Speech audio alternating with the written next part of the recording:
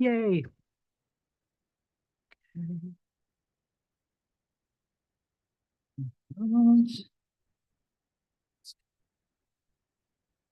Okay, welcome everyone to the second of two nights of Publishing Triangle Readings Awards finalists.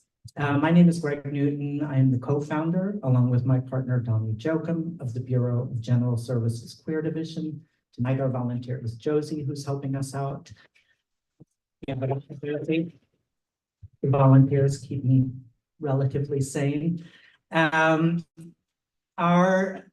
regular business hours are Wednesdays through Sundays from 1 to 7 p.m. And we often stay open late for events like this. Normally, we are not open on Tuesdays, so this is a special occasion. And if you're not already on our email list and you'd like to be, you can sign up for that at the back of the room or on our website, bgsqd.com.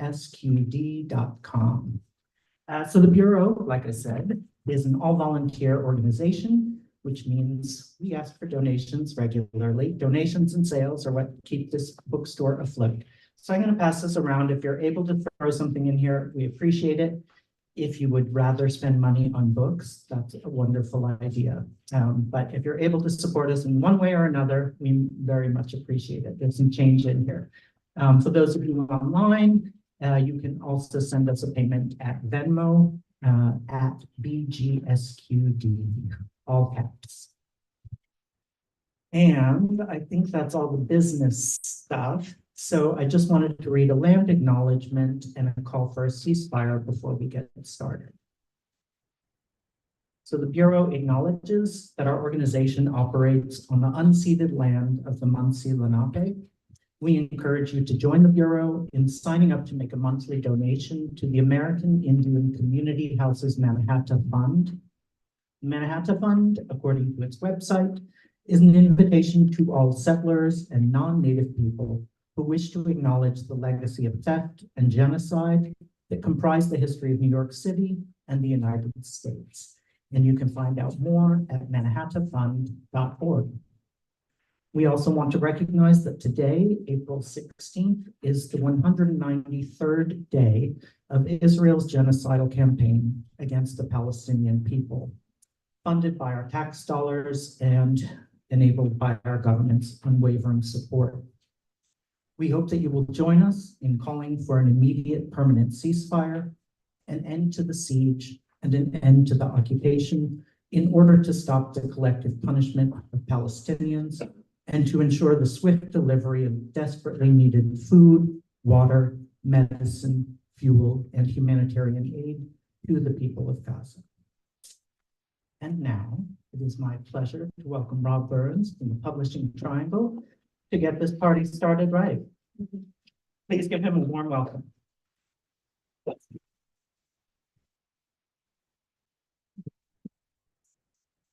Thank you, Greg. My partner says I shouldn't watch myself. You know, we're being live streamed, as you all know, and it's going to be on YouTube forever. My partner says I shouldn't watch myself when I get home at night because, you know, he's a former actor and he's like, never do that. But I realize I keep doing like little T-Rex arm things. So, but you know, now it's been over almost a year. We've been doing regular events here at the Bureau, and you know, it's a T-Rex and it's here to stay. Thank you all for being here tonight. And really, I need to encourage everyone. Tomorrow night, the big event. Tomorrow night, we will announce the winners of 9 special awards, and we will celebrate, or excuse me, 9 competitive awards that are also special, and also celebrate the winners of 4 special honors from the Publishing Triangle. It's going to be our biggest award ceremony ever. It'll be at the new school starting at 7 p.m. Well, according to our internal clock, 7:10, but let's not, you know, don't play with those numbers here. Because I know you people, you'll show up at 7:45.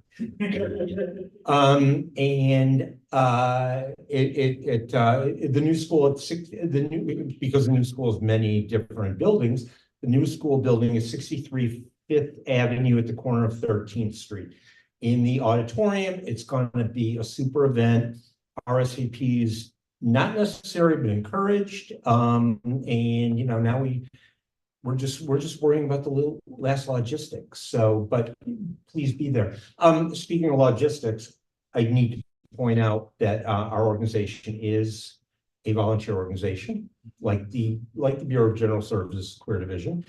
Our chair, Carol Rosenfeld, wave.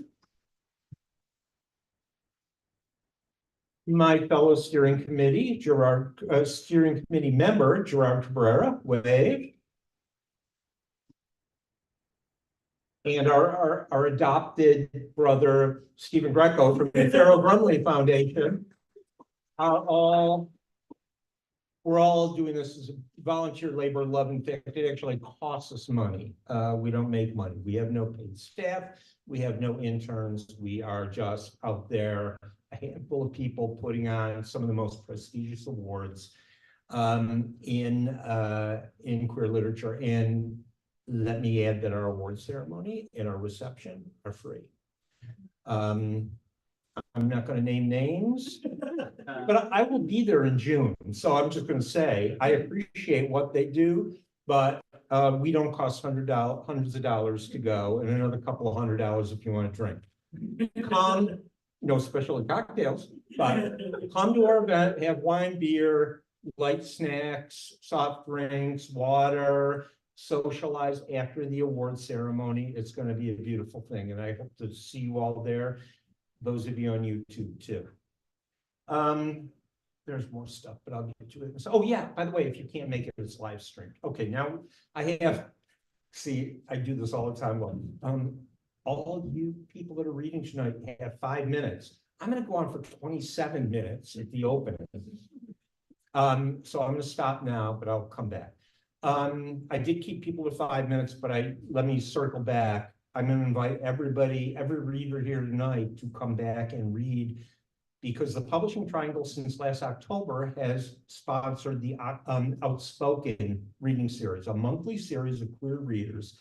Mix and match. There's no theme. It is everything from the heaviest literary fiction to some of the lightest genre fiction, and we all just have a good time and promote new voices, old voices. And those are all, again, we do that here, and we'll do the next one on May 15th. I haven't got the whole lineup set, or I'd tell you, but watch our social media, watch Greg's monthly newsletters from the Bureau of General Services Queer Division's monthly newsletters, bi-monthly newsletters, I should say, and, you know, follow along. Anyway, okay, now I've gone too far. Emily Jo was born in Michigan and lives in New York. Girlfriends is her first book, and it's earned her 2 finalist nods. I mean, give it up, 2 finalist nods. That doesn't happen often. One of those nods was for the Leslie Feinberg Award for Trans and Gender Variant Literature, which we just renamed this year after Leslie. And the other for the prestigious Farrell Brumley Award for LGBTQ plus fiction. Please welcome Emily Jo.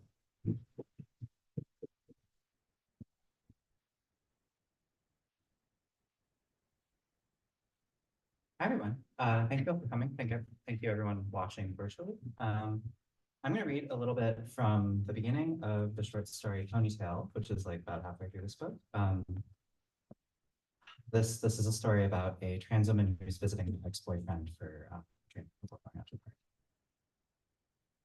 It's taken a year of living here, but I think I finally like my bedroom. She's getting ready before she's leaving. It's narrow. My queen-size bed takes up most of it, and the only other piece of furniture is a small table with a big mirror with lights around the rim.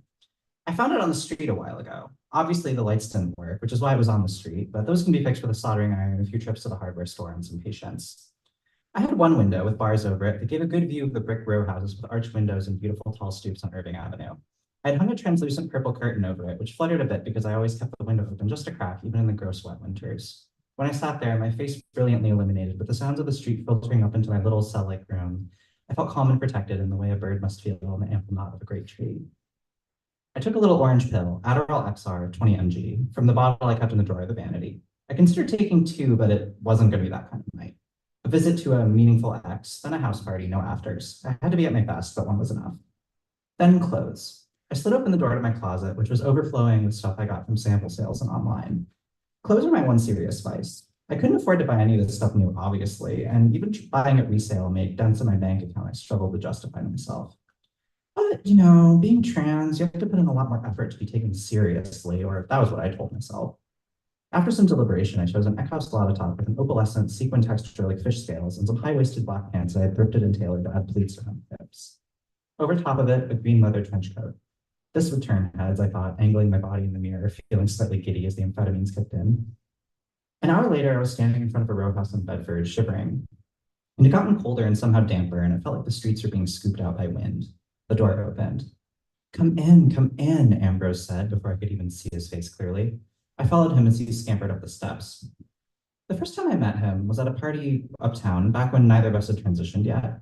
He was wearing a white lace dress and had his eyes closed and was spinning in circles around a stripper pole installed in the middle of the living room floor.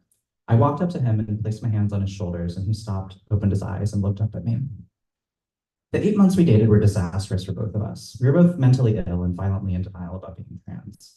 We wanted to preserve our sense of being normal, functional, heterosexual, pre-professional, and when that didn't work out, we resorted to becoming codependent, talking about getting married, having bigger and bigger fights, clinging and clawing at each other like the proverbial drowning people. Finally, one night, he stabbed me in the arm with a fountain pen, and I had to go get it removed in the ER. He went with me and apologized the whole time. When I got discharged at 4 a.m, I finally just told him that I needed to not see him for a long time and that he should lose my number. He sputtered and wailed on the street, his long red hair plastered to his face with snot. He said, I love you, I love you, I love you, over and over, and it felt like he was stabbing me again. I walked away from him, feeling weightless, not sure how I was supposed to feel beyond that I was making the right decision. 2 years passed. We maintained sporadic contact as the two of us separately transitioned and moved to Brooklyn, aware of each other in the archipelago of queer friend groups that were offshoots of the same queer friend groups from when we were in school. Then, one day, he texted me. I sorted through my feelings and decided that I wanted to see him. I had forgiven him by that point. I guess by then I thought about the things he did less as ways he hurt me and more like biographical data. Both of us had in all likelihood spent long hours processing the relationship, which I knew was formative for both of us, talking about it with friends and therapists and subsequent partners, all that. Then, probably, we had started to think about it again in a somewhat different light once both of us made the difficult decision to transition. I couldn't tease him or lie to him or try to smooth over anything the way I might have when I was younger. Those were the games college kids played. We had to be, at minimum, honest with each other now. I looked up at his ass as he led me up the stairs to his apartment. It was the same ass, just in bigger pants. This reassured me. His new apartment turned out to be completely empty except for a standing desk, a bike, a cat tree, and a precarious stack of books next to the standing desk, which just had his laptop and laptop charger on it. The light came down harsh and flat from the recessed overhead lights. There weren't even any boxes or anything. I heard him clatter around the kitchen. I sat on a patch of floor near the tall window on one side of the room. He came over to me a few minutes later with two Negronis and wide squat glasses. I indulged in checking him out. His face seemed to have gotten wider and more solid, and he had a little dusting of facial hair the same red as his buzz cut. His shoulders and arms had a new layer of dense, corded muscle, and when he pulled out the sleeve of his oversized striped shirt, I traced the path of a vein up his forearm into his tricep with my eyes. We had texted, so it wasn't tense. I asked him why his apartment was so empty, and he said nonchalantly that he was thinking about it as a sort of spiritual project, but also that his bookshelf, books, and table were at the apartment he used to share with Julie in bedside. Julie had stopped responding to his texts. It sounded like he had explained this a lot of times before, and I could tell he didn't want to talk about it. After that was clarified, he asked me some very literal questions about my life. I told him, 1, that I live with Rebecca Travers and her girlfriend. 2, that yes, that means I see the quote-unquote lesbian poets around a lot, Rebecca being one of them. 3, that I work at that bookstore/cafe where Rebecca was the manager. That, yes, it's an okay gig, one where, thank God, I was allowed to sit down working a cash register. 4, that I'm not seeing anyone, but mostly because I'm not trying, mostly because I feel like I'm in an interim period in my life, that transitioning made me warier about the intentions of potential partners, and that, yes, that's kind of not ideal, but like I said, interim period. 5, that, yes, I know a lot more trans people now, definitely more than in school, but yeah, queer community is such a fucked concept if you think about it, which I have. In return, he told me, 1, after he broke up with Julie, he started dating a cis man who made a lot of money and who was evidently a fetishist who was stringing him along. 2, this was obliquely related to Julie not giving him his furniture back, something about boundaries, about disclosure, about going to get thrown around by some guy who smelled like dude sweat and cologne, his words, and then getting in the same bed with his lesbian ex. Anders thought Julie felt threatened by him exploring his sexuality at all, despite the fact that he was always bisexual. This factors out to some kind of transphobia, apparently. 3. Julie was giving him the silent treatment, as were a host of her friends, presumably about his weird conduct after they broke up. He'd sort of been persona non grata in some dyke circles because of what happened there, which he said was unfortunate, but will probably only last a few months. 4. He had some work from home data analyst job now. Tech trans, you know, he said. I did know, but I hadn't met one. I just assumed they lived in like a different part of the city entirely or something, or had somehow managed to upload themselves to Twitter and Reddit. Also that they were all girls. Not all of us, he said. I'm trying to become the first male girl boss. I could tell that he had rehearsed the joke or probably said it before. Am I doing on time? Okay. During all this catching up, we drank, no, I'm left.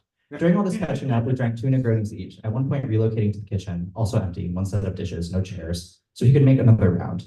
After we'd got the basic stuff out of the way, we were sort of at a loss. We lingered in the kitchen, him leaning against the countertop, me sitting on the windowsill next to a radiator. I sipped my 3rd drink. I watched him staring at my breasts, which felt like the most sincere compliment he could give me. Yeah, I guess in some, my life is pretty boring, he said. Boring is good, he said, swiveling his head around as if just noticing the blankness of his own apartment for the first time. Boring means nothing's going wrong. I raised my glass. It was almost irritating how comfortable I felt around him. It was like resuming the good parts of our relationship, as if nothing had happened. We had just traded genders and turned down the volume on the neuroticism. The physical distance between us felt good, too. I could plausibly keep him exactly this length from me. He would be forever in the same room with me, but 6 feet apart. It was just as well that his life now seemed perfectly self-contained, finally stabilized. He had no room for me in it. Perhaps uncharacteristically, I was prepared for that, but I was happy for him. Thank you.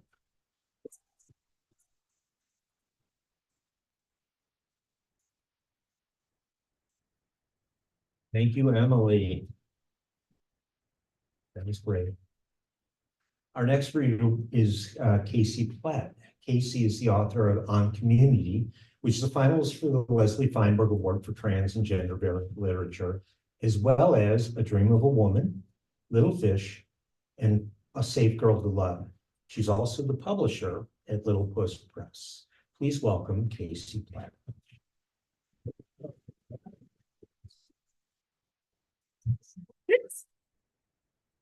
Hello, everyone. Close there. Everyone can hear me okay? Yes. Okay, amazing.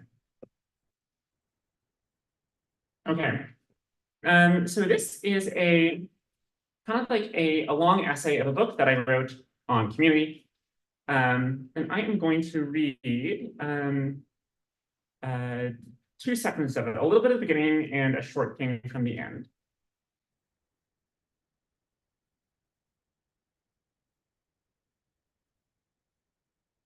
When I was a kid, I lived in a small town. It is a dot on the Canadian prairies in the Pembina Valley region of southern Manitoba.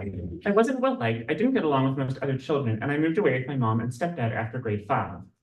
Decades afterward, I went back to visit, and I went to a party with a boy, the only friend I had kept in touch with. It was the kind of party where like guys were mean and the kitchen counter was covered with alcohol. We walked in, one of the guys pointed at me and was like, "Who the fuck is that?" And my old friend said, "Cool, he's from here." And that took care of that. I have moved often in my 36 years of life, 10 times as of now, and often I have returned to visit a community in which I once lived, and I have said those words, "I'm from here." Sometimes it doesn't mean anything, but it did mean something that night at that party. Meanwhile, one town over, my uncle taught in the schools. He had grown up elsewhere in the Steinbach area about an hour away. One day he told me of his adopted town. He said, "I've lived here 20 years and I still don't feel like I'm from there." Both the Pembina Valley and the Steinbach region are overwhelmingly made up of people like my family, Mennonites descended from Low German-speaking communities who emigrated from Eastern Europe between the 1870s and 1920s. Both these regions of southern Manitoba are conservative, religious, agricultural, and economically centered around a larger town of about 2,000 souls. In other words, any outsider might look at those two places and think these are all the same people. Those outsiders would largely be right. And yet within these two regions themselves less so. Fun fact, there are these gentle, joshing Low German terms for one region to refer to the other, Bitside and Janseed. No, I'm not pronouncing that right. Loosely translated to this side and that over their side, referring to the western east banks of the Red River, which splits the larger area of the province.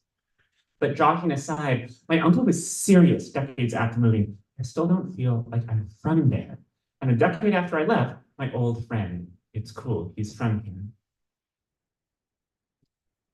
So I began to conceive this essay after rereading a magazine interview that I had done months prior to writing it. This interview was about my then new book of short stories, A Dream of a Woman. And then in that interview, the interviewer had asked me about community. I am a trans woman, and specifically the interviewer asked about community among trans people, or quote, the trans community. I echoed to him something a character says in the book, which is that term, the trans community, can mean whatever I want it to mean in that moment. The character in question doesn't believe this wholeheartedly, but when I read back those words of mine, speaking for myself as a real-life human, I wondered if I was actually quite that cynical. The magazine had landed on my doorstep in the humidity of summer 2021 in a newly vaccinated Windsor, Ontario, gingerly waking from COVID quarantine. I knew I benefited from community. I was actively reconnecting with community, and Lord knows I had dearly come to realize how I needed community during the bleak lockdown days. Yet I was still frustrated with the concept of community as I had been most of my life. The drama, the group think, the way it turns against individuals it does not understand, its problems felt intractable, replete with all too human Ouroboroses and Gordian knots. And I found myself still loath to examine community head on, whether it be in the context of Mennonitism, a small city like Windsor, the neighborhoods of New York City where I was newly spending the academic year, the Manitoba towns of my childhood, the Pacific Northwest suburbs of my adolescence, or the squabbling interlaced array of queer communities in which I had spent so much of my adult life. To wit, it's probably indicative that many queer people to whom I mentioned this essay's concept all reacted with some combo of apprehension, shock, sympathy, and sometimes a deadpan, why are you doing that?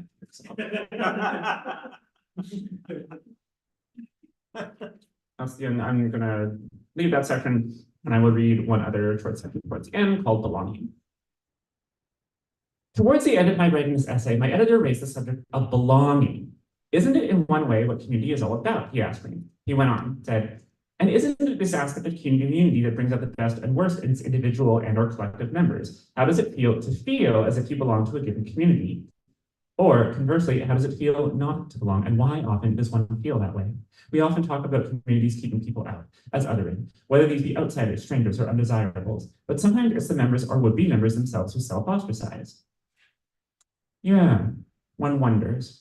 The opposite, I suppose, of feeling a part of something. Again, where does a community exist in life that's a given, or one doesn't even realize or feel it, where you might feel compelled to say, I don't feel like I'm from there, and yet in very practical senses you are. If I have to be honest, when my friend at that party in my hometown years ago interviewed with a snarling beard, I hadn't really felt like I was from there either, but that didn't matter. I think that there is a symbiotic yet intense difference between subjective feelings of community, which we would call belonging or not belonging, as well as the way we can proactively, reflexively talk ourselves out of it, and then the objective actions of community, the workaday interchange of care and joy and gossip and cruelty and beers and ignorance and shunning and underwear washing and commiseration and love, all of which you can realize is happening, or you can.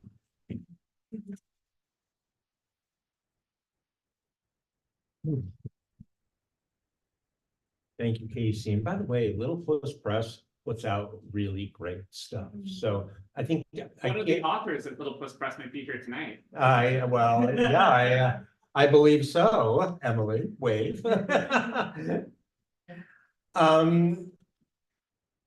Lamia H is a queer Muslim writer and organizer living in New York City.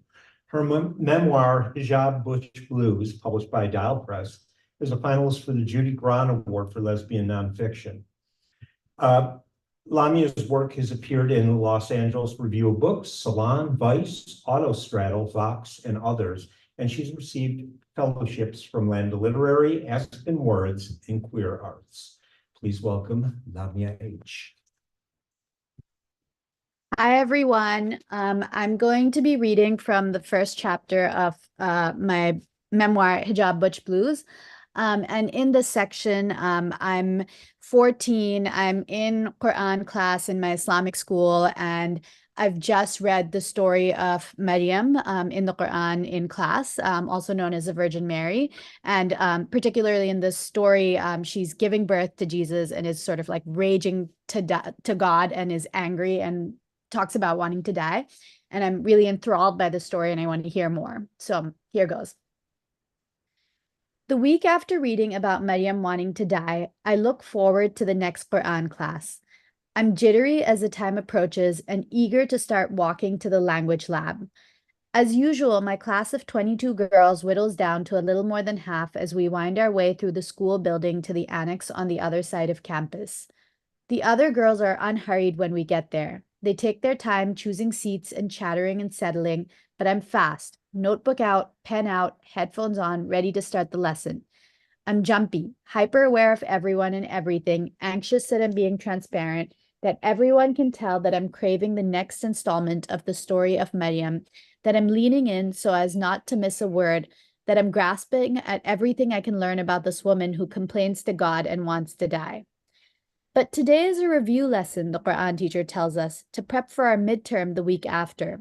I'm devastated. I'll have to wait an entire week to know what happens next while we recap the 30 or so verses we've already read and then review the recitation, the hard words, and the English translation for our upcoming test. Someone in the front row starts reading the beginning of the surah aloud, and I sigh, slip into my usual half-listening mode. I nudge my best friend sitting next to me and ask to borrow her multicolored pens for doodling. Then someone reads the translation of these verses aloud. And mention in the book the story of Maryam when she withdrew from her family to a place toward the east. And she took in seclusion from them a screen. Then we sent to her our angel, and he represented himself to her as a well-proportioned man. She said, "Indeed, I seek refuge in the most merciful from you, so leave me if you should be fearing of Allah." He said, "I'm only the messenger of your Lord to give you news of a pure boy, Isa." She said, "How can I have a boy while no man has touched me?" I stopped doodling, stopped calculating how many minutes till the end of class, stopped thinking about the bag of chips in my backpack, stopped breathing for a second, my body caught in a moment of clarity that shoots through me and suspends my thoughts. Suddenly, my arm raises of its own accord, and before I'm aware of making any conscious decision, I'm speaking, my voice higher than usual and breathless. Miss, did Maryam say that no man has touched her because she didn't like men?" There is a pause. 2 seconds of shocked silence before my classmates break into titters. Some roll their eyes. This sounds a lot like one of my infamous questions that derailed the class, some of my classmates are annoyed that I've interrupted their get-out-of-jail-free summary of the classes they've skipped and the things they need to know for the midterm. But I'm grateful, so grateful for the tittering. It conceals my earnestness. I'm grateful for my earlier antics, that I get to play off this question as a moment of clowning instead of a sincere, burning desire for an answer. I need to know, is this a thing? Are there other women like me who don't like men, who would tell a handsome, well-proportioned man angel who appeared before them to go away, who have never been touched by men, who don't want to be touched by men? The Quran teacher, a matronly Sudanese woman in her 60s who has always been kind to me, doesn't seem to read anything into my question, and mercifully she does not skip a beat in her answer. "No," she says, "it's because Maryam had taqwa. She had God consciousness in its highest state of being.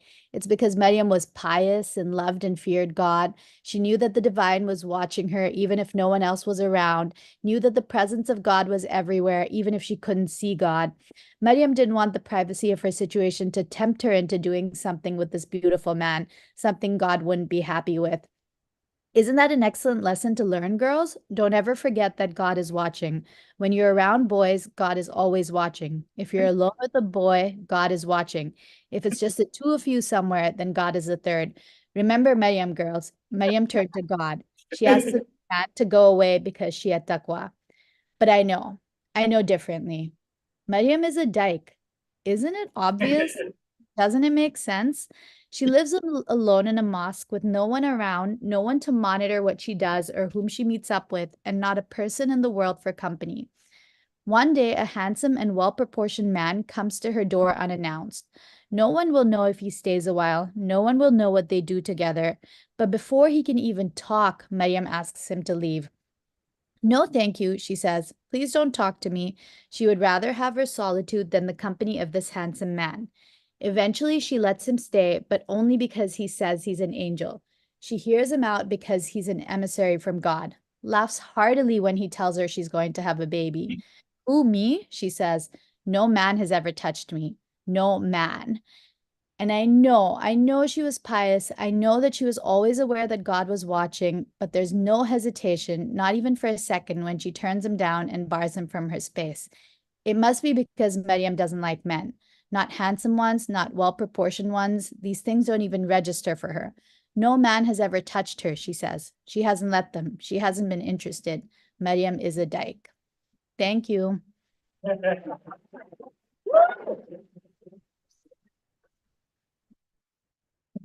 Amazing. Thank you, Lamia. And I hope I'm saying that right. If I mispronounce someone's name, because I can mispronounce Stephen King's name, okay? So if I mispronounce anyone's name, don't hesitate to use your time at the mic or on Zoom to correct me. I'll probably get it wrong again, but you know. Lamia is as I mentioned, a finalist for the Judy Grahn Award, and I'd be remiss if I didn't mention that Judy Grahn herself, the legendary Judy Grahn herself, will be at the Publishing Triangle Awards tomorrow night. Judy Grahn will be handing out the Judy Grahn Award. So I do hope people can make it. And you know what else Judy Grahn's going to do? She's going to do a bunch of stuff in New York City. But here at noon, in this room, at noon on Saturday, April 20th, 4 days from now, Judy Grahn will be here in conversation with Donna Minkowitz, who's of course a legend, all in her own way, a legend, is a reporter. Going back to the old Village Voice days, I'm still kind of like, I used to read Donna Minkowitz back in the 80s, and I'm shocked to see the other day that she's actually like 5 years younger, 6 years younger than me. So I was, wow. Okay. But Donna Minkowitz and of course, J.P. Howard, the poet and astute observer of life. These three women are going to have a great conversation, and you should be here to see that. Noon on Saturday. I won't be here. I'll be downstairs at the table for the Publishing Triangle. I'll be at room 101. Come see me occasionally. But anyway, so I mean, this is going to be like a big thing. We're very happy about that. I should also mention too that I already did our little poverty thing about how me, Gerard, Carol, and our 6 other members on the Publishing Triangle Steering Committee, we're doing it for the love, and we are. We would be doing it even if no one was a member of the Publishing Triangle. But the fact is that if you become a member of the Publishing Triangle for just $40 a year, I mean, less than $1 a week, a week. Sorry, I'm good. I'm not good with a calendar in front of me. Less than $1 a week. That would help us go a long way. We don't have many members. We have about 100, 120 or something. Better than we've been for a while, but we really could use your help. Whether you're a member or not, you will still get all our mailings. You will still get all the information. You will still get access to all our events. So really the only thing I can offer you for your $40 is, little place in heaven, but would appreciate it. Our next reader is Helen Elaine Lee. Helen Elaine Lee was educated at Harvard College and Harvard Law School. She served on the Penn New England Board and on its Freedom to Write Committee, and volunteered with its prison creative writing program, which is great, wow, which she helped establish. She's a professor in comparative media studies and writing at MIT, and she's author of 3 novels, The Serpent's Gift, Watermarked, and her latest, which because of me, everything here is in caps now, so I won't shout though. Her latest novel, Pomegranate, which is a finalist for the Farrell Grumley Award for LGBTQ plus fiction. Please welcome Helen Elaine Lee.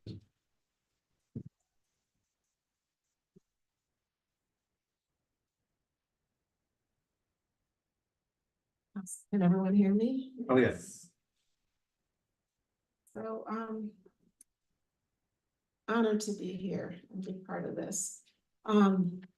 Love is a practice. My protagonist, Renita, comes to understand and declare this as her story unfolds. And she's learned this in part from Maxine, the woman on the inside of the prison she's just gotten out of, who has helped to inspire her to embrace the power of imagination and to choose life.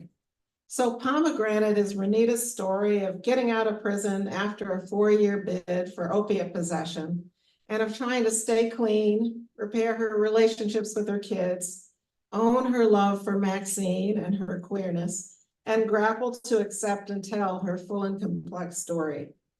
In chapter 1, as Renita prepares to leave Oak Hills the next morning, she thinks about how rare and precious the act of choosing is behind the walls. And she remembers Maxine saying, "I choose you and you're against the rules." As she gets ready to go, she gathers her few possessions, clothes, cards, and letters from her kids, her list of NA meetings, and the little paper messages or kites from Maxine, her share of the ones they left for each other behind the day room microwave, a practice of connecting, deepening their relationship, and adding some mystery and discovery to a world of regulations and taboos. Later, once Renita is at her Auntie Jessie's and her journey is underway, she opens her backpack and takes out 2 treasures: the pomegranate that she's bought in memory of the gift from her father, given at a time of loss, that evokes the wonder and beauty that lie below its plain rind at a time of childhood loss, and the kites. So I'm just gonna read, I don't know, it's like a page and a half from that section. I get the kites from Maxine out of my backpack and just hold the paper scraps in my hands, feeling wealthy. If I look at them one by one, it'll be like reading our story, at least the half I've got. Just after we started talking and playing Scrabble, she sent me on a scavenger hunt. "You up for a challenge?" she asked, and I said yes, excited and afraid. It's a series of challenges, really, should you choose to accept them. Maybe it'll help with the mystery deficit in here. First, she asked, could I find something beautiful in my cell, other than the photos of my kids? The whole next day, I looked around, trying to think of something that didn't involve looking out the window. I was just lying on my bunk, my new cellie snoring above me, when I noticed the light coming through the bars, striping me like a tiger. Next, Maxine asked me to detect a change. It didn't matter how little in the woods we could both see from our cell windows. I watched and listened for days until I saw a great horned owl. "How do you know this species?" she asked, and I told about me and Daddy's encyclopedia thing. Finally, a word puzzle led me to the microwave, where I found the first kite. I wanted to wait and read it alone, and it felt like my pocket was throbbing the whole way to the chapel. My fingers shook as I unfolded. 2 words in caps: what if? I returned the kites to my backpack now, thinking about my first year at Oak Hills before I met Max. There I was, trying to keep to what I knew and keep apart, trying to get the other side of my sentence on my own, as I prayed for the visits that broke my heart. I take the pomegranate in my hands, promising myself I'm going to wait to open it. Sometimes you can't even imagine what's hidden inside. I knew Maxine was unique, but still, what an unfolding treasure she turned out to be. A revelation after what all came before. The self-doubt, the silence and uncertainty, the measurements, the territory sacked and ceded, the being looked at but not seen. Thank you.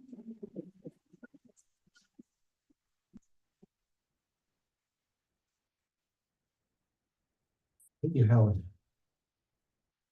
Our next reader, who I'm not sure, I'm hoping on here or maybe in this room, I don't know. Let's see. Lawrence Lindell is a cartoonist, educator, musician, and artist from California. Lindell is known to focus on Blackness, mental health, and queerness in his work, and his book Black Word is a finalist for this year's new Jacqueline Woodson Award for LGBTQ plus children's and young adult literature. Let me add again, this is a new award. Jacqueline Woodson, unfortunately, because her daughter is graduating from Howard. Did I get that right? Daughter, right? Yeah. Is not going to be able to make it, but she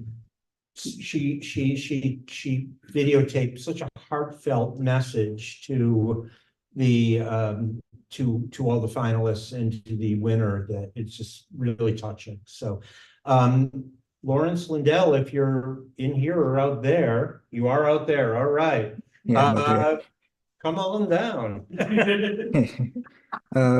I'm Lawrence Lindell. Mine's gonna be a little strange because I do comics and I have like a reading, so I'm gonna share my screen. Um,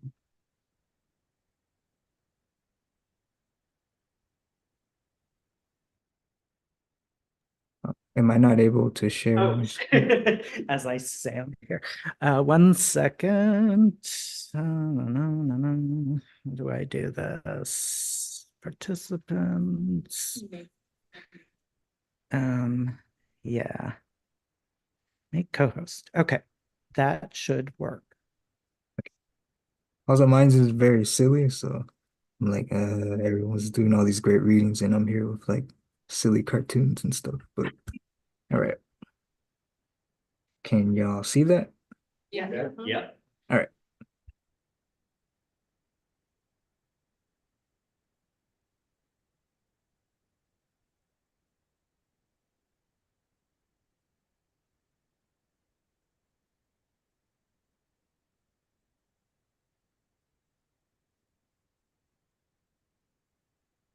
Laura, are you still with us?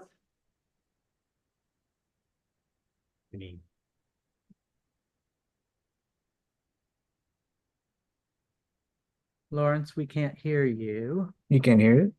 No, sorry. All right, let me try again.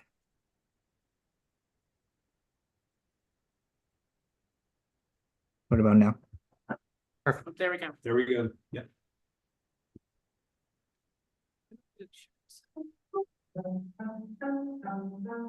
Damn, you turn that burger up?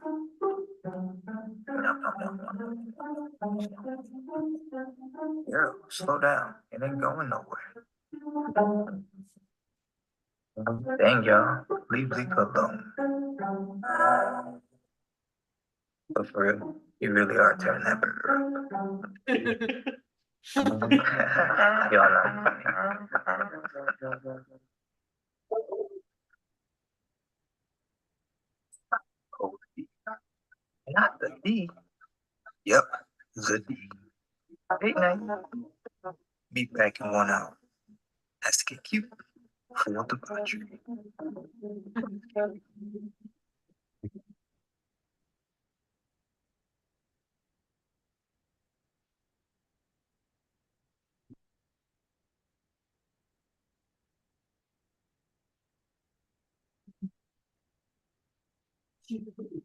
One hour later.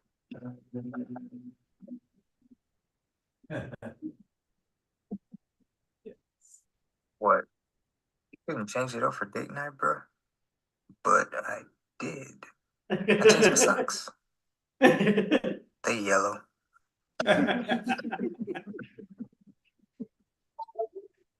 So what now? I'm glad you asked. My socks fire. Y'all tripping. First, dance at the wheel. Hit up a taco truck. Lactate. Then some ice cream. Back to the wheel for the trash. Hydration. No dancing. Late night walking conversation. Final goodbye. Part ways. That's all. Stop sharing. All right, thank you. Like I said, it's very strange and funny. Thank you. Thank you, Lawrence. There was nothing silly about that, actually. one of the things the reason we created this award this year for children's and YA literature is because some of the most important writing that's happening out there right now. And, and it's also the literature that's most under attack right now. At our awards tomorrow night, excuse me, we'll be honoring Emily Drabinsky, who's the president of the American Library Association. And one of the reasons we wanted to have her is because she is on the front lines of this battle about the attacks on literature aimed at queer youth. And so this is important. So thank you. Next up.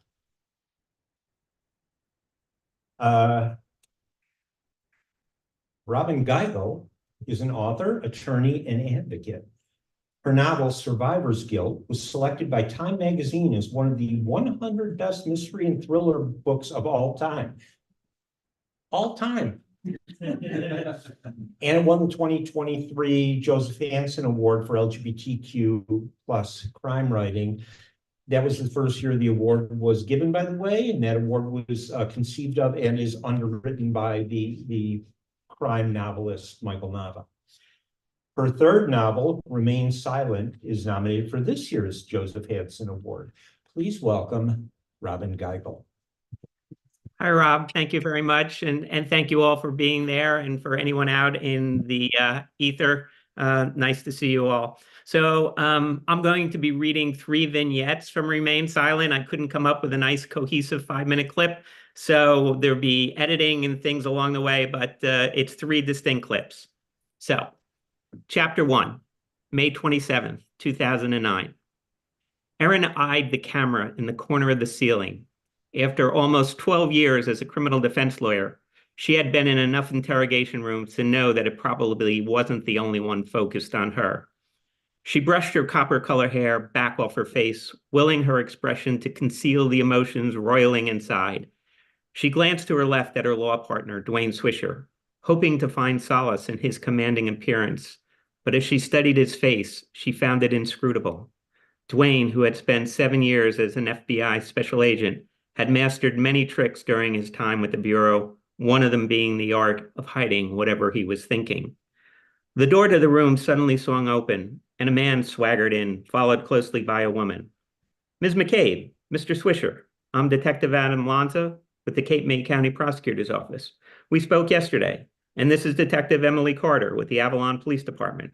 Thank you for coming in, Lanza said, dropping a folder on the table in front of them and sitting opposite them. Thank you for coming in, Erin thought. Not like you gave me much choice. Dwayne stroked his goatee and leaned back. Do you think Ms. McCabe is somehow involved in Mr. Montgomery's murder? Let's just say she's a person of interest, Lanza responded. Let's just say, Dwayne said, feeding Lanza's words back to him. Legally, there's no such thing as a person of interest, Detective. Either Ms. McCabe's a suspect or she's not. And we both know there are different ramifications. Second vignette. This is from Chapter 2. It's 2 days earlier at Bradford Montgomery's residence. Can I ask you a personal question? Montgomery asked. Like, she replied. Well, I know you're a transsexual. I mean, don't get me wrong, you're a beautiful woman. There's nothing about you that gives you away. But I did read about you on the internet, and well, I was just wondering if you had the change. The change? She repeated, unsure of what he meant and struggling with his reference to her passing and his use of transsexual, a term she didn't use. You know, the surgery. Yeah, I did, she replied, trying to figure out where this was going. Are you happy as a woman, he asked. Very, she replied. Again, she noticed him staring at her, but this time there was a different quality to it. His look appeared wistful. Is our conversation confidential, he asked. Of course, she responded. He turned back to the horizon. I've been a cross-dresser for years. Back in the 70s, I was part of a sorority for cross-dressers. Most of us were married, or were at the time, and it gave us a chance to dress up and have some fun. We'd have events in different places, and sometimes our wives even joined us. In the beginning, my wife tolerated my little quirk, but she eventually tired of it, and we divorced in 1982. After we were divorced, I thought about going through the change, but my career on Wall Street was really starting to take off, and I knew my father would disown me. He stopped and slowly turned back to her. So I just stayed in the closet. He fell silent, and Aaron was at a loss as to what to say. Was it hard for you? I mean, your transition, he asked, ending the awkward silence. Now it was her turn to look wistfully out to sea. I lost most of my friends, but the hardest thing was losing my marriage. I love my wife very much, and I hoped we could stay together. But she's not a lesbian. She wanted to be with a man. I get it. I just didn't fit the bill anymore. My dad and brother struggled with it, but my brother and I are okay now, and things with my dad are getting better. My mom has been great, and that's been really helpful. There were some bumps, but things have definitely gotten better. And then the last one is about 3/4 of the way through the book, and there's no, I'm not going to give any spoilers, but it's a difficult scene for Aaron. And now he was gone. Aaron could never make it right, never undo his embarrassment, never, no matter what she did.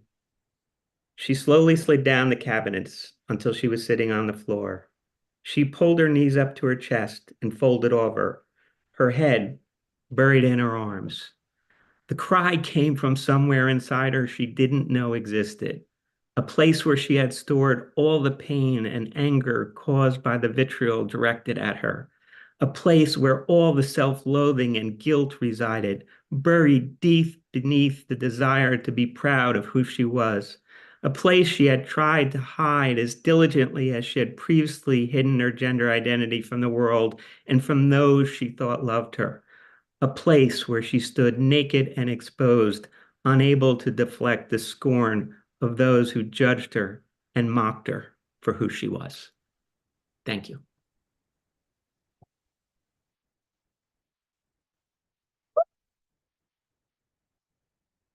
Thank you, Robin Geigel. And by the way, Robin was in conversation a week ago today with along with two of her other finalists in the Joseph Hansen category for gay crime writing, J.M. Redmond and Renee James, who's later in this program. And it was a fascinating conversation about crime writing, the framing of trans lives in crime writing. It was actually, it's still live on YouTube. It was run out of Tubby and Coo's bookshop in New Orleans. I will find the link and we will somehow get it publishing triangleized so that you can watch that. It was a great conversation though. And I love it when people get together like that and talk about the important things of that. Our next reader, Greg Marshall, was raised in Salt Lake City. A former newspaper writer, Marshall left daily journalism to study fiction and screenwriting at the Michener Center for writers in Austin, where he lives with his husband and dog. Leg, the story of a limb and the boy that grew from it, is his first book, and it's a finalist for the Randy Schultz Award for Gay Nonfiction. Please welcome Greg Marshall. Oh, thank you so much. Thank you, Publishing Triangle, and thank you, Randy Schultz. What a trailblazer, and I'm so honored to be even tangentially associated with his name. So my book is about growing up gay with cerebral palsy that I didn't know I had growing up. My parents just told me I had tight tendons and left it at that. So even though I grew up with all the trappings of somebody who had a disability, I didn't think of myself as a disabled person. So the book is a little bit of a French farce of identity. So many other people in my life knew that I had cerebral palsy, but I didn't know. So that's sort of the joke and the wink of the nod of calling the book Leg. And so this little section I'll read as my dog freaks out behind me. I don't know if you guys can hear that. That's Zeus. Eyes of thunder behind me. This is a little passage about a trip to Croatia I took when I was in college, and it's called Sexy. Some combination of Delta, Lufthansa, Air France, and Croatia Airlines lost my luggage on the 45-hour flight from Salt Lake City to Dubrovnik, but neither lost luggage nor prudishness can account for wearing my jeans into the Adriatic. Stripping down to my reindeer boxers wouldn't have raised a balkanized eyebrow, not in this coastal nation of Mediterranean climes and attitudes, where, if my Frommer's travel guide was to be believed, topless women ate oysters and rode jet skis from islands to shady bays. Nor was it a lack of alternatives. A freckled tuba player named Nick had offered me his spare trunks. I was too shy to take them, picturing my genitals tangled in the netting like some pink urchin. When I cheerfully turned him down, rolling up my jeans and saying I was going for the Tom Sawyer look, the disturbed expression he shot his girlfriend Christina, a poli-sci major also on our study abroad trip, was all too familiar. Okay, he said, pulling Christina closer. As we strolled through city streets to the beach, I intentionally hung 2 paces back and feigned utter absorption in my surroundings. Was that a palm tree? A convenience store where they sold water and stuff, just like back home? I learned that stealing even a glance at my feet was a dead giveaway. It worked until it didn't. Nick asked if I was hurt. Was that why I didn't want his extra swimsuit? Were you worried you'd get blood all over it? My leg went stiff. Nick, stop, Christina said. Sorry, no, I walk with a limp, I said, apologizing for him. Permanently? It's no big deal, it's just tight tendons. Wait, is your leg fake? Nick hiked up his hip and began swinging it in a wooden half circle under him, pirate style. That was not at all how I walked, was it? Christina broke away from Nick's big dumb grip and whacked him on the back of the head. Ouch, Nick said, all that boyish, full of beans joviality going out of him. It was up to me to save the vibe, so I gave my thigh a playful punch. Not fake. I could feel my leg wanting to come up short, like I'd stubbed my toe. I guessed we still had a good 20-minute walk to the beach, and I had no clue where I was going. I was born with it. I'm not in pain or anything. Shit, my bad, Nick said, chastened at last. I wouldn't have asked if I thought, I just wondered if something happened on the plane or whatever. I don't know, how they lost your luggage and everything. I get stiff is all. I felt like I was about to cry. The trip had just started, and I was already off on the wrong leg. Didn't matter.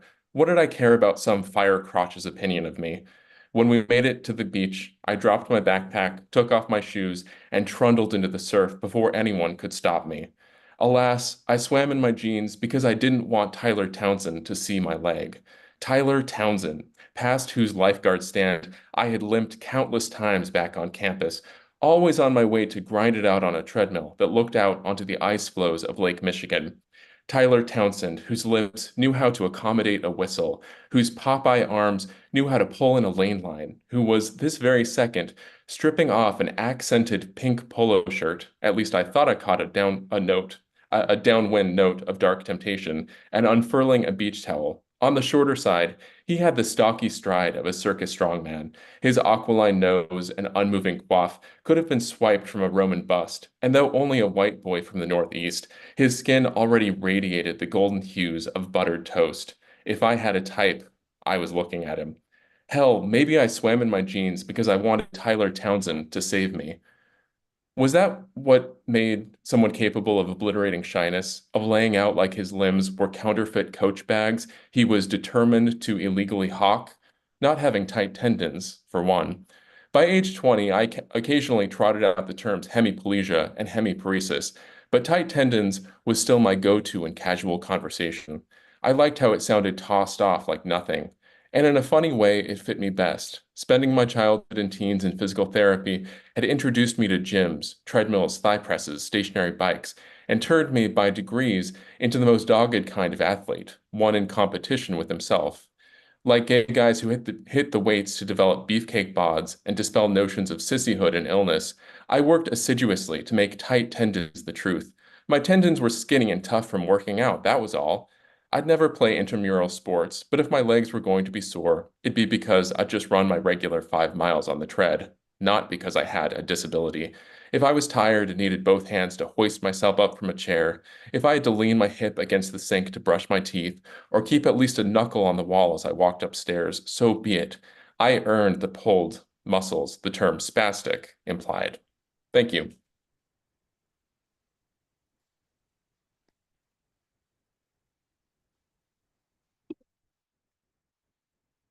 Thank you, Greg, and good luck. Before I get to our next reader, I mentioned Emily Drabinski from the American Library Association will be honored tomorrow night. I mentioned, I'm sure I did, Dorothy Ellison, of course, will get our Lifetime Achievement Award. She has sent a video. She's had a minor health setback, but she recorded a video, and we're going to have a lot of tribute to Dorothy Ellison. And by the way, this video, it's moving and profound, so you will not want to miss it. Hillary Zay will be has earned our Betty Berzon Emerging Writer Award this year. She's flying in from the Bay Area in California, not New York Bay. And Chris Kleindienst, who is the owner of one of the owners of Left Bank Books in St. Louis, Missouri, is also flying in for the ceremony. And I should say, I'm not going to tell you anything now because I want you to come and hear it for yourself. We will be announcing a new award tomorrow night too. So, just leave that little teaser out there. So I do my little T-Rex arms. Our next reader is Alicia Mountain. Alicia Mountain is the author of Four in Hand, a finalist for the Audre Lorde Award for Lesbian Poetry. Her debut collection, High Ground Coward, won the Iowa Poetry Prize and was a finalist for the Publishing Triangles, was also a finalist for the Audre Lorde Award. She serves on the board of Fog Lifter, an LGBTQIA+ journal based in the Bay Area. And she lives in New York City, where she's an assistant teaching professor in the Writers Foundry MFA program at St. Joseph's University in Brooklyn. Finally, Alicia is currently in training to be a psychoanalyst. Oh dear.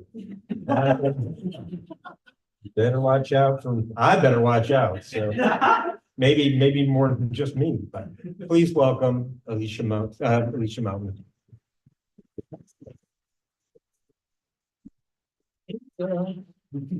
Yeah, I'm doing my work to queer psychoanalysis.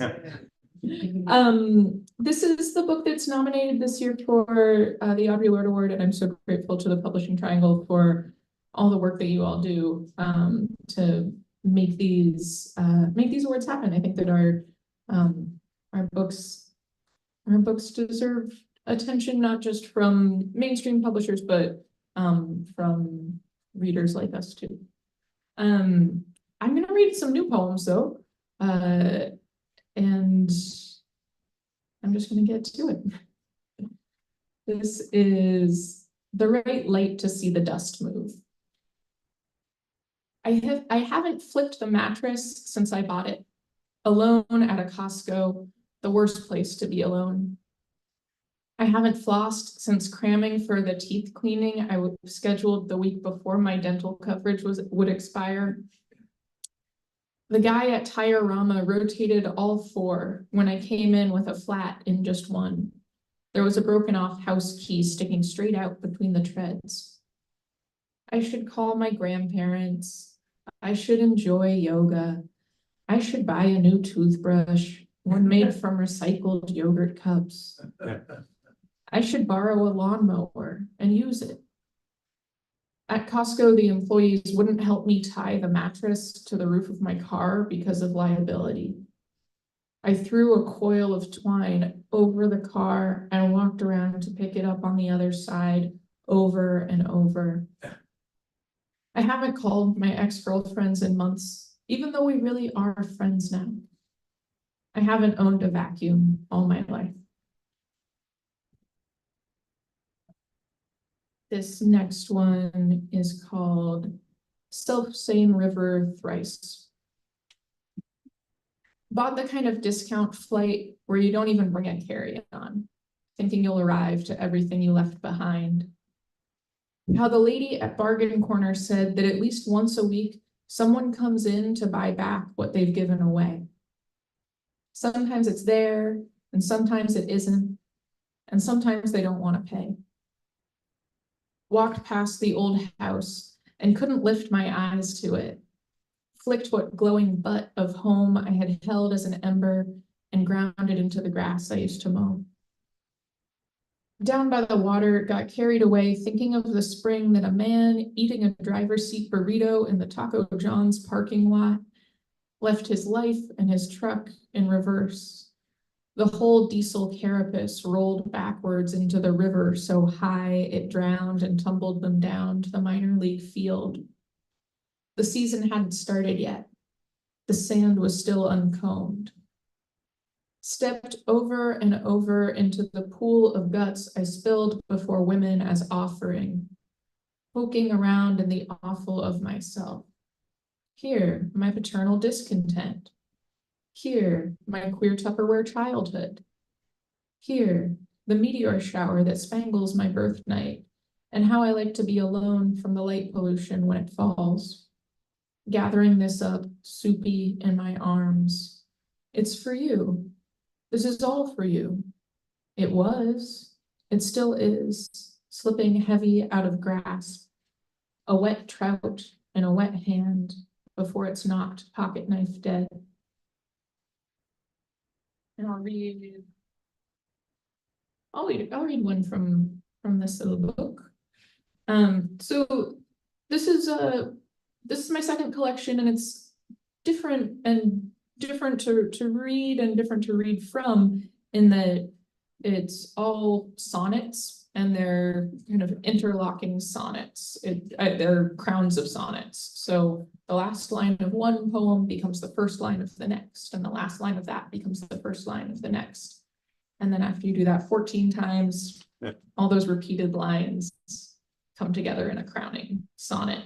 So it's a book of 4 sections, 4 movements of these sonnets, and I'll just read one of the sonnets from the first section.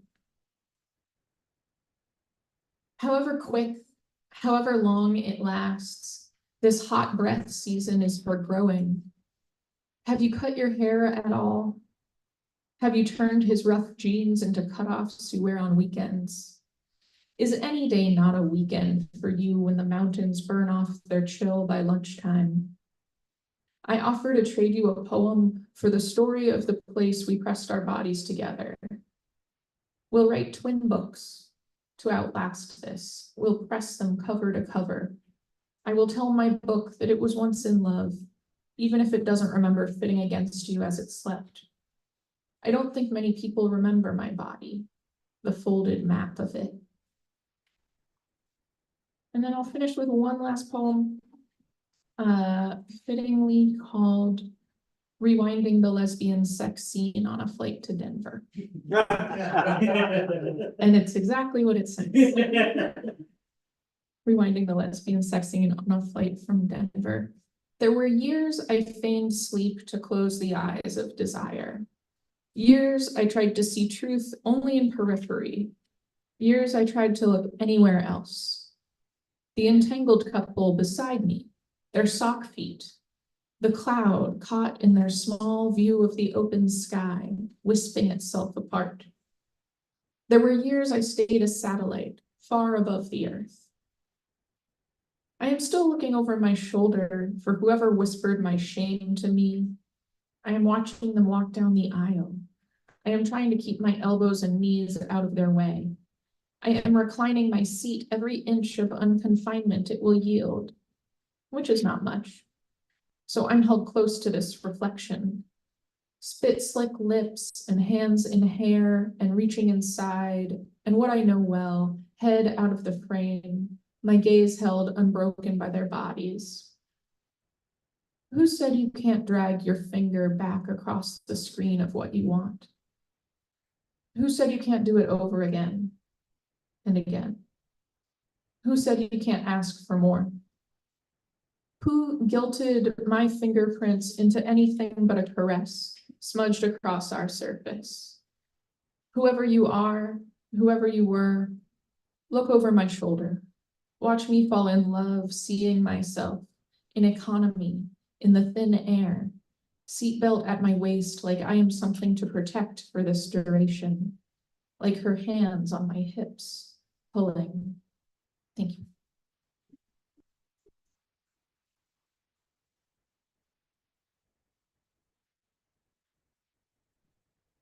Thank you, Alicia. Our next reader is Alina Alter. Alina Alter is a writer and translator. Her recent translations include Oksana Vasyakina's Wound, a finalist for the Sparrow Brumley Award for LGBTQ fiction, and Alla Gorbunova's, sorry, I should have practiced this one. Alla Gorbunova's It's the End of the World, My Love. I actually took 2 years of Russian in college, but like most of my college, it was a waste. My family should just sent me to community college or just high school and it out. Anyway, I'm sorry, I'm walking all over Alina's. She's the editor of Circumference, a journal of translation and international culture. Please welcome Alina Alter.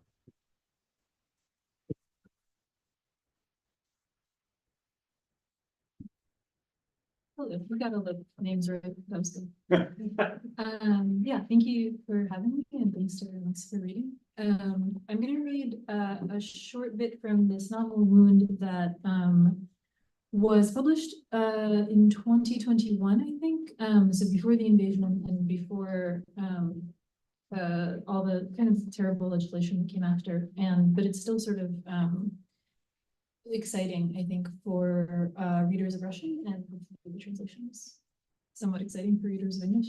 And it's a book about a woman whose mother dies, and then she travels back to Siberia where she grew up with the mother's ashes. So it sounds really bleak, and it is really bleak, but it's also pretty funny, I think, sometimes, as you imagine it would have to be to get a novel out of ashes. And I think it's also kind of a wonderful romance about like this woman finding herself as she moves to Moscow, becomes a poet. So I'll read a bit from a section where she's flying back to Siberia, and I think it's about the supply. Sorry for saying that. Okay, can everyone hear me? Yes. Great. When I boarded, the plane was full. There was a new set of women and men sitting there chatting with one another, and these people somehow looked even bigger than the ones who'd flown with me from Krasnoyarsk. She's on the second leg of the flight. They tried to keep her off of it because she's like, I have ashes. And I'm like, you can't board a plane with ashes. So there's some comment back and forth. I had one ticket for both flights, so I sat in the same seat. There was nobody next to me. I was flying alone. For the first 20 minutes or so, the plane gained altitude, rattling and jerking like a heavy car being dragged from a swamp. And then everything was calm. I kept looking through the window. Beneath us lay the endless blue-black taiga. It rose up in low hills and went down in swamps. It stretched to the horizon, uninhabited, barren. It's difficult for me to imagine now a place where from every window you can see the forest. When I was small, you could see it from our kitchen window, and I knew that it went on for a great distance, thousands of kilometers to the east, north, west, and even south. We lived in a taiga town, and the town was like a small island. We were alone in the forest, and for some reason, we weren't afraid that we would perish or be forgotten there. We just lived our lives, shopped at the market, went to school, even had our own movie theater and cultural center. It turns out I had forgotten very quickly what Siberia is like. You forget a lot of things very quickly in Moscow. And how can a space as enormous as the taiga fit into your consciousness? It cannot be perceived. You can't see enough and you can't feel enough to fit it inside yourself. Nevertheless, the taiga is the place where I was born. G later told me it's impossible to be born there and not remember it with some complex inner organ. And it's impossible not to miss it. I recognized myself in those words. I also believe that a person resembles the place where she was born and raised.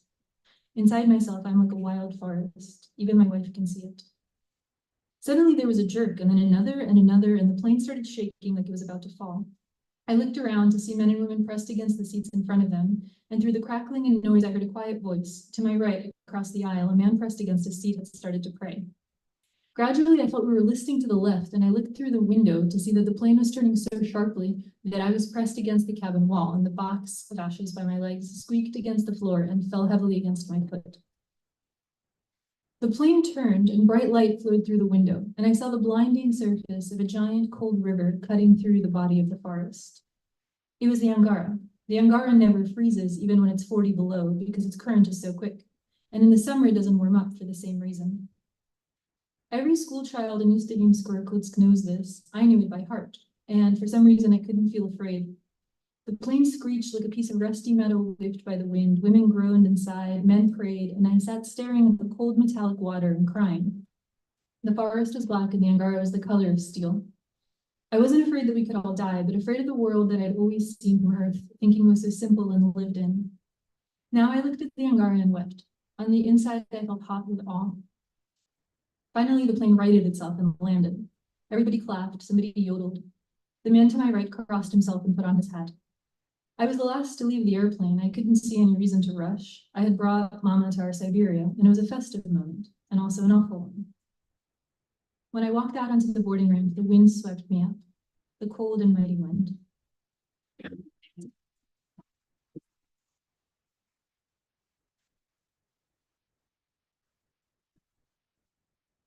Thank you, Alina. And that reminds me, those of you who are, especially those of you who are present in this room, please don't run right out, because Greg has books to sell. And I'm sure people, starting with me, would like autographs. Some of the rest of you, some of those of you who zoomed in, you're not off the hook either. You just won't have to sign right away, but I'll track you down. And before we go on to our next next three readers, and you're all doing really good in keeping this on time, giving me more time to talk. Kidding, kind of. Remember, award ceremony tomorrow night. It is free. Please, if you're in the New York area, please come on by the New School 63 Fifth Avenue, corner of 13th Street. 13th Street. Award ceremony starts promptly at 7, by which I mean 7:10, gate time, and hopefully ends at 9:10, giving us almost an hour and a half for the reception to follow. The reception is also free. So please come on by, meet your favorite authors, meet your favorite Publishing Triangle steering committee members. By the way, believe me, by 10:20 tomorrow night, I'm going to be so it's going to be so loose. So come see the show. And also patronize your independent bookstores. You're hearing a lot last night, 11 great readers, tonight 12, and I should point out Destiny Hemphill, who was scheduled to read, is not feeling well, so she canceled. But so 23 of 37 finalists are reading for the series, which is a little ridiculous, frankly, but we're getting, and there's some great stuff. I bought books last night from people who zoomed in that I didn't know that I'd be interested in. And when I heard them read, I'm like, I need that book. And I mean, Greg's not going to turn you down if you want to buy a book. So, but buy books from Greg, buy books from Chris Kleindienst at Left Bank Books in St. Louis. Buy books from Candace Huber at Tubby and Clu's bookstore in New Orleans. Buy books from all the independent bookstores, not that, that online thing where the billionaire runs. So, and by the way, and you know what, the books you buy here, you have to pay sales tax because that's the law. But you can donate also to the Bureau of General Services Queer Division because it is a nonprofit. The Publishing Triangle is not a nonprofit. So by the way, that $40 I'm asking you to give won't be tax deductible. But when you give once or monthly to the Bureau of General Services Queer Division, you're helping spread the word, and it is tax deductible. So you owe me now for the page. Our next reader, I mentioned her earlier, and she's back. Renee James is a confessed English major and the gender fluid author of 7 novels who is also a spouse, parent, grandparent, and Vietnam veteran. She is reading from Beat Nikki's Cafe, the story of a transgender Chicago businesswoman doing a battle with an angst-ridden daughter and a neo-Nazi stalker. Okay, I mean, I've never been a parent, but I don't know how that, I don't know, I don't really know that. Sometimes you think you might want to go with the neo-Nazi, I don't know. But Beat Nikki's Cafe is a finalist for the Joseph Hansen Award for LGBTQ plus crime writing. And Renee, if I'm remembering correctly, you're joining us from Chicago, is that correct? That's correct. All right, take it Yes. away, Renee James, thank you. Okay.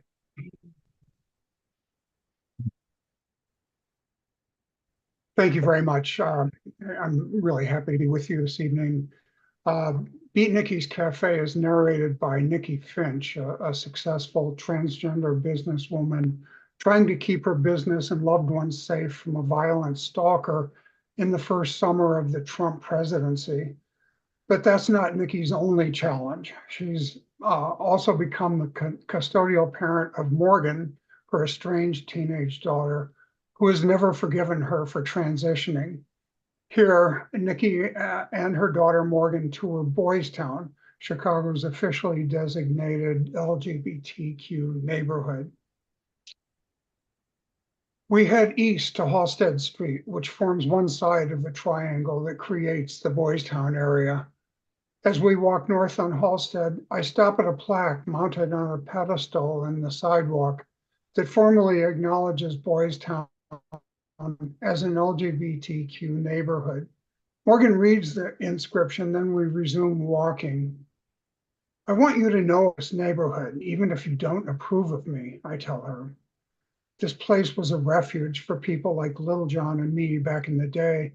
As trans people, we were easy targets for abuse, but this was the one place we could walk safely on the street and find stores and services that would treat us like regular human beings. Morgan shows no signs of paying attention to me. Her face is turned toward the display windows of the shops we're passing. Most of them are colorful, and some are wildly alluring. She stops at one of the several sex shops in the neighborhood. I groan. The focal point of the display window is an impressive display of dildos that range in size from what I consider the average male dimension to colossal lengths and thicknesses, and in color from black to white and everything in between. She stares at them. Is this what they're like? Morgan asks. She means male erections. I'd say the ones on the left are pretty representative, I answer. I refuse to be embarrassed by sex talk. The ones on the right might be more fantasy than real life. Morgan continues to stare at them deep in thought. So, size matters. I shrug. I think it's different for different people. The jumbos look like they'd hurt, she says. Then she turns to me with a smug smile and asks, what's the biggest one you've had? She's really good at baiting me. That's not a conversation we're ever going to have, I tell her. Well, do you have one of these I can try? As she asks, she looks up at me impishly, being deliberately provocative. I call myself. Well, do you enjoy masturbating? I ask her. She blushes. I've finally gotten past Priscilla's wall. Like guys, you mean?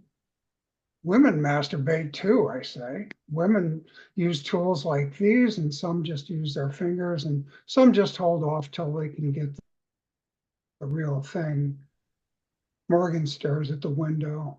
Her lips are pursing, and her eyebrows are slightly raised. She's deep in thought. Which are you? She asks finally. I take a deep breath and look at her. I stay silent until she looks at me and we make eye contact. If you really want to have that conversation, we'll have it, but not right now, I say. I want us to get better acquainted first, and I want to make sure I'm not scarring you for life by speaking candidly about sex. My father has boobs and a vagina. How much more scarred can I get? She smirks. Who told you I have a vagina? I ask. She jerks her head toward me, shocked. You don't? We're in the one place in the universe where you don't make assumptions about someone's gender, sexuality, or their body parts, I say. Instead of judging people you don't really know, maybe you should ask questions and listen to their answers. Thank you.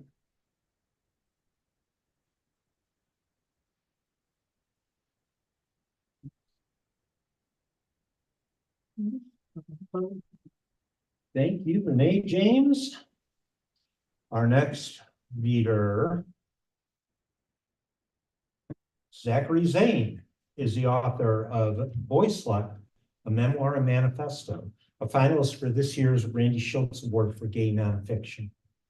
He's also the author of Men's Health, Best Sex Ever, and he writes Sexplain It, sex and relationship advice column at Men's Health, and Navigating Non-Monogamy, the polyamorous relationship column at Cosmopolitan. He's the editor-in-chief of the Boy Slut zine, which publishes nonfiction erotica from kinksters across the globe, and his work has been featured in the New York Times, Rolling Stone, GQ, Washington Post, Playboy, and more. Please welcome Zachary Zane.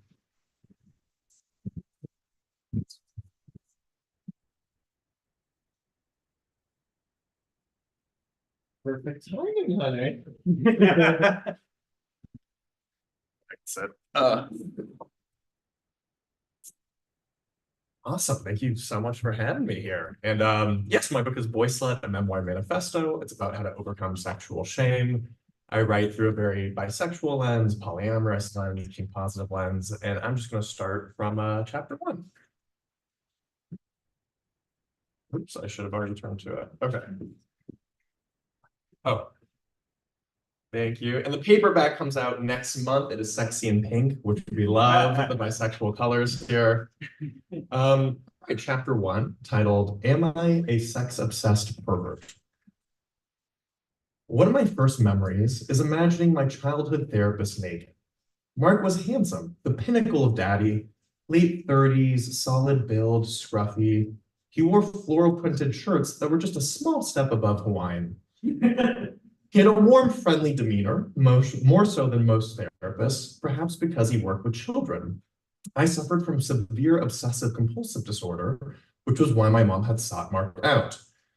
His office was cluttered with bright, colorful pictures of cartoon animals sporting supportive phrases, like a penguin who beamed, "You can do anything." For the last 20 minutes of each session, we always played a game together. At first, it was Candyland, but by the time I left his practice, I was beating him at chess. He usually sat cross-legged, for which I was grateful. Uncrossing his legs meant I would immediately and involuntarily imagine his penis flanked by a big old pair of saggy balls. Trying not to imagine his loins only made things worse. Don't think of his balls. Now I'm thinking of his balls. Shit, why am I doing this? What's wrong with me? Balls, I'm so messed up. Deep breath.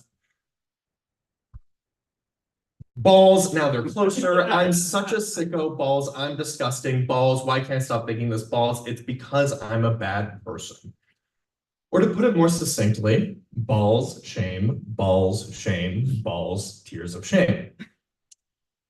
Up until this point, at 10 years old, I'd only seen one pair of testicles other than my own, my father's. It was never on purpose, yet they always managed to peek out through his robe. To this day, 3 of my closest childhood friends have accidentally seen my father's testicles, and the verdict has always been the same. Holy fuck, dude, those are like grapefruit. After more than a dozen sessions plagued by images of Mark's massive testicles and silver bush, I felt it was time to confess. Not only was the guilt too much for my prepubescent, grape-sized testicled soul to bear, I was also seeking absolution. That's what people with OCD do. You've probably heard that people with OCD repeatedly wash their hands, but some of us approach cleansing in other ways. We attempt to clean our minds of guilt-inducing thoughts, seeking out relief from guilt that's eating us away. We need to be told explicitly and frequently that what we're thinking is okay, and we're not a bad person for having these thoughts. I took a deep breath. I want to say something really bad, I said.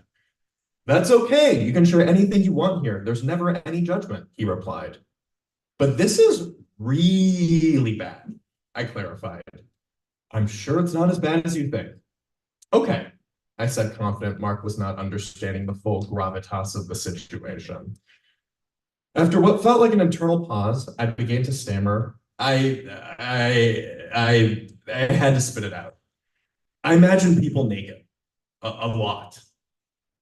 His face and demeanor didn't change. He sat there smiling as if I hadn't just dropped a bomb. Really, like any good therapist, he was just waiting for me to elaborate. Everyone, I continued, not even people I like, just everyone. I can't stop it, even though I try.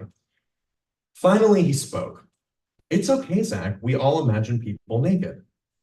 That did not ease my guilt. I didn't care about what other so-called normal people did. I cared about me and my bad behavior. I mean, everyone, I continued, like old people, kids in school, everyone. I just can't stop. It was at that exact moment that Mark uncrossed his legs to reposition. like you, I confessed. I'm imagining you naked right now. He laughed, both professional and unfazed, reiterating how I was allowed to imagine anyone naked, anyone included him. There was nothing, quote unquote, wrong with that. But how do I stop? I asked on the cusp of tears. It's distracting. I can't concentrate on anything else. My gaze kept darting down until I resigned myself to shutting my eyes. Focused as I was on futile attempts to keep him clothed, his response still landed.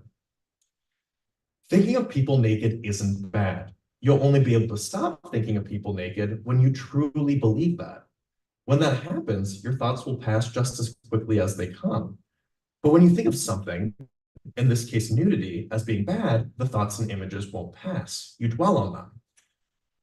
My eyes were closed, but I imagined him repositioning his hairy grapefruits. So I'm here to tell you, Zach, there's nothing wrong with any of your thoughts surrounding nudity. There's nothing wrong with you. I'd only realized later that this was Mark's attempt to teach me coping mechanisms for intrusive thoughts caused by OCD. Talking yourself down, while extremely difficult, is a way to work through intrusive thoughts. CBT, cognitive behavioral therapy, not to be confused with cock and ball torture, a common treatment for anxiety and OCD, honestly, probably cock and ball torture is too, is all about this. You attempt to reframe your thoughts while not getting overwhelmed by negative emotions. Eyes still closed, I nodded while taking a deep breath.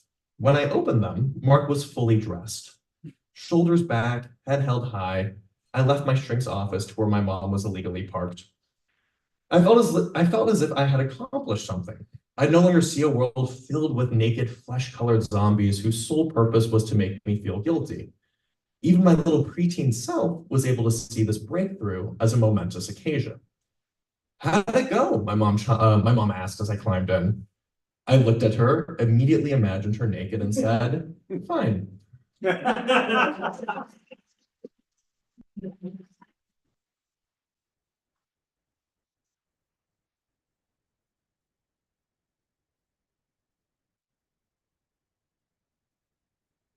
Thank you, Zachary Zane. We're going to get to our final reader in one moment. I want to once again put in a big push, though, for the Publishing Triangle Award Ceremony, our 36th annual award ceremony tomorrow night, 7 o'clock at the New School, 63 Fifth Avenue. We will be giving out, by the way, I just did some quick addition because that's one skill I did come out of high school with. $14,500 will be given out tomorrow night to the winners of our awards. That is remember, free ceremony, free reception. So please come on and cheer on your favorite writers. We will also, by the way, I also was remiss in adding that we will be entertained at like roughly the halfway point by a short presentation from The Other Side of Silence, TOSOS, which is New York City's oldest continuing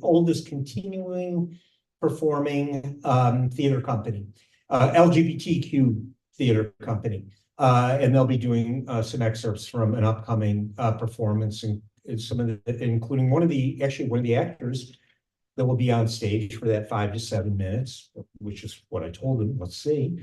Because actors, you know, they're worse than writers. But one of them is Christopher Borg, who has just finished like yesterday, I think, or the other day, in Charles Bush's Ibsen's Ghost, which just closed at 59 theaters.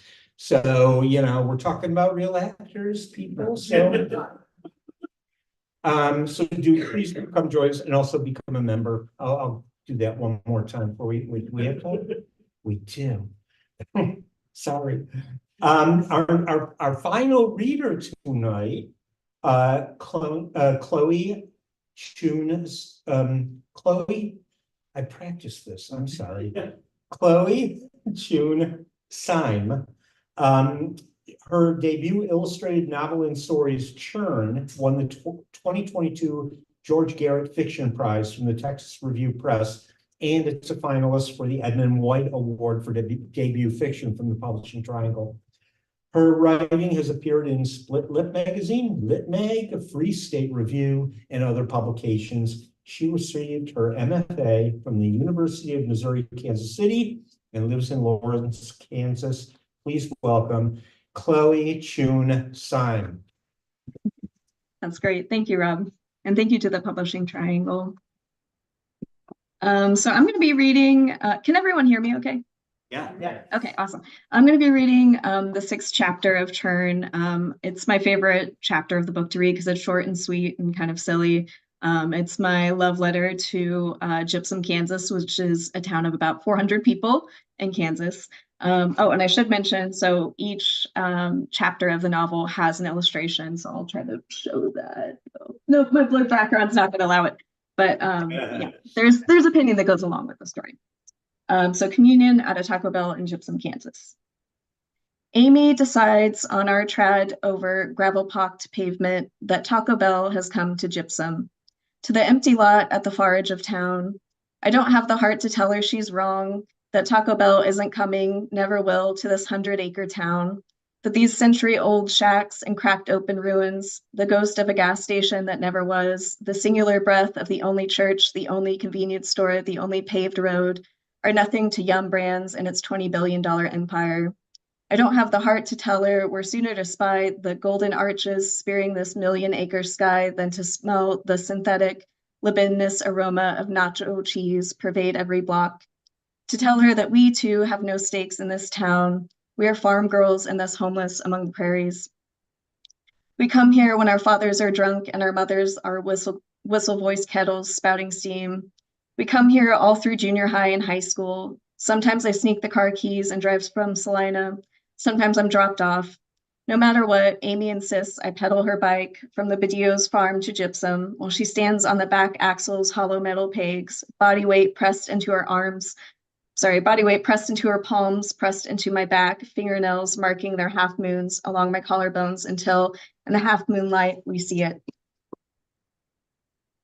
Gypsum, next 13 exits, which is a real sign outside Gypsum, which makes it sound huge, but there's just 13 roads. That's what the 13 exits means.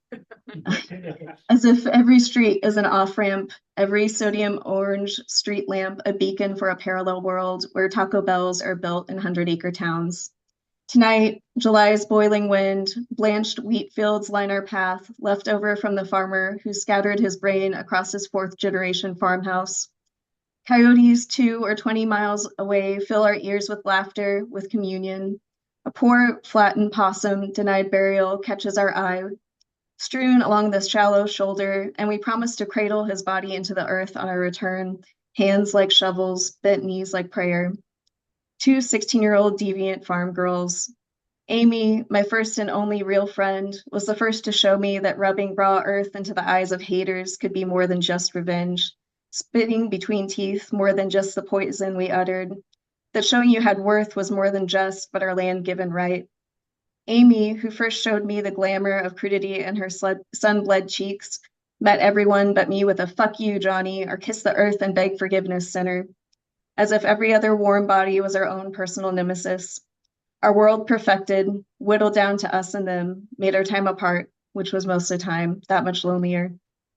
Amy taught me in her selfless vulgarity what love could be, I never loved anyone in any real way before I met her, but of course it took two sisters born among the same skin-splitting, head-crushing prairie machinery with the same legacies of iron wrought pain and fertilized death to find the meaning of love.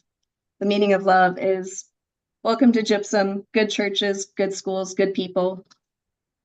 Minus the schools, no schools anymore, except the hard knocks, chest breach, glass vein, meth lab kind, and a questionable number of good people, and only one Methodist church, which was once a Catholic church, which was once another open field, most sacred of all. The hot asphalt below our feet speaks, breath acrid as sulfur and steaming. All things are possible, it says. If our callous souls can touch its scarred skin, so too can this town bear the purpled glow of that monolith, filling the palest gray parking lot with trauma-shorn customers because Gypsum is nothing if not marked by strife. Imagine that light piercing every window, reflecting against every chipped white home until all you see shimmers. What the road fails to tell us is that along with this promised gift, so too can two promising farm girls live to see that purpled glow flicker off. A snapped finger, a shelled dream, because Gypsum is nothing if not marked by loss. What is the first thing you'll order? Amy asked me. I've heard that Crunchwrap Supreme is good, I say. I see the glow now at the end of the road, summoned by our hungry hearts. You've heard it's good? She braces my shoulders where the ghosts of her fingernails still dig deep. You've had Taco Bell before, right? I keep my eyes on the purple light, which is even richer than I had expected, closer to us than we could have wished for. Well, I begin because my mother never allowed us to eat such tasteless shit in the past, and even after our mother left our father during his rehabilitation and moved us to Salina, a city, and even after I have a car, I haven't been able to bring myself to drive into Salina's gray, cold concrete lot alone without Amy to taste its nacho cheese. Because the truth is, I know nothing of Taco Bell and never will, except that Amy values it, understands the impact it might have on Gypsum, our small, hollowed out town, because it is in some ways always our town, our abandoned lot. And the truth is that I need her, and I still need to believe that Taco Bell is coming to Gypsum, that our street lamps are beacons that glow like harbor lights at the end of this great grassy sea. It doesn't matter, Amy says. You're going to try every goddamn menu item when it gets here. Her hands release my shoulders, and I feel that sway of the earth turned aqueous, the air burning with salt. The glow is flickering now, but I tell myself it is only to encourage us, to lead us closer to shore. As I take her hand and march toward it, I hold my breath. I pray against what I know must come, a snapped finger, a shelled dream, a failed communion. Thank you.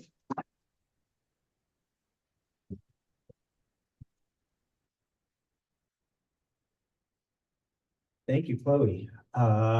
We've heard from 12 fantastic writers tonight. Let's give it up for them.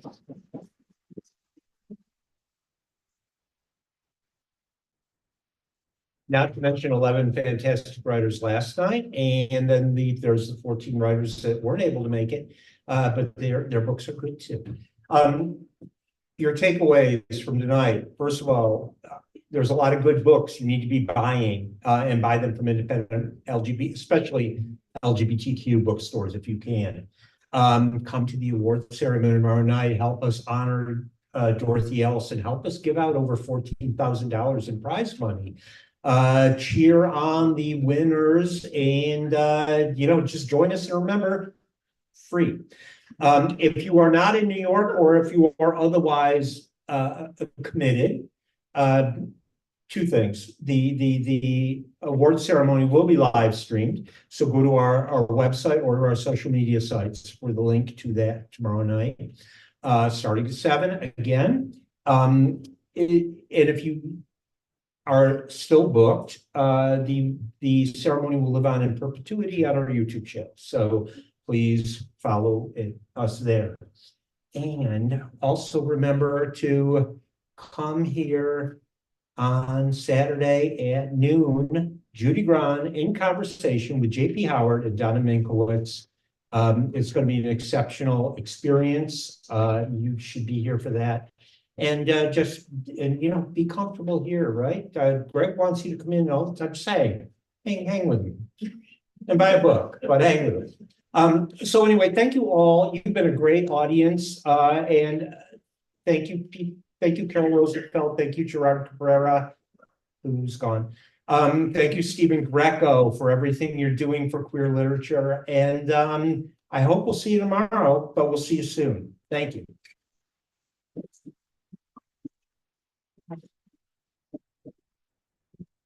Thanks, everyone. There are books at the back.